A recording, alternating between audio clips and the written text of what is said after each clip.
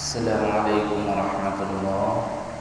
কোরবানির গোস্ত 3 দিন পরও খাওয়া যাবে কিনা এ সম্পর্কে আল্লাহ রাসূল সাল্লাল্লাহু আলাইহি ওয়াসাল্লাম কি বলেছেন?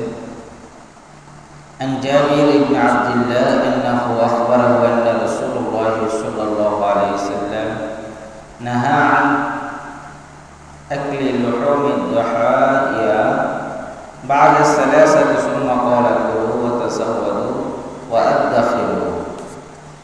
আল্লাহ রাসূল সাল্লাল্লাহু আলাইহি ওয়াসাল্লাম হাদিসে নববীতে ইরশাদ করেন, তিনি বলেছেন হযরত জাবির ইবনে আব্দুল্লাহ রাদিয়াল্লাহু তাআলা থেকে বর্ণিত, আল্লাহ রাসূল বলেন যে কোরবানির গোশত জমা রেখে 3 দিন পর খেতে প্রথমত নিষেধ করেছিলেন, অতঃপর এই নিষেধাজ্ঞা শিথিল করে তিনি বলেছেন, তোমরা কোরবানির গোশত খাও, রসদ হিসেবে পানাহার করো এবং জমা করে রাখো। অর্থাৎ কোরবানির গোশত কোরবানির 3 দিন পর জমা করে খেতে পারবে, এতে কোনো দোষ নেই। এই জন্যে আমরা অনেকে দ্বিধাদ্বন্দ্ব থাকি যে আসলে কোরবানির গোশত অনেকে অনেক দিন রেখে খায়, এটা খাওয়াতে কোনো সমস্যা নেই। আল্লাহ তাআলা আমাদেরকে হাদিস দিয়ে